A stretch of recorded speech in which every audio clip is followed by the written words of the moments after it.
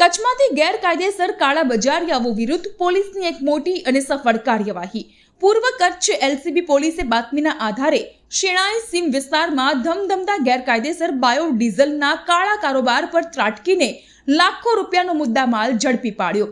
પોલીસે એક આખી ટેન્કરને આંતરીને તપાસ કરતા તેમાંથી અંદાજિત 9200 લીટર જેટલો શંકાસ્પદ પેટ્રોલિયમ પદાર્થ એટલે કે ગેરકાયદેસર બાયોડીઝલનો જથ્થો મળી આવ્યો।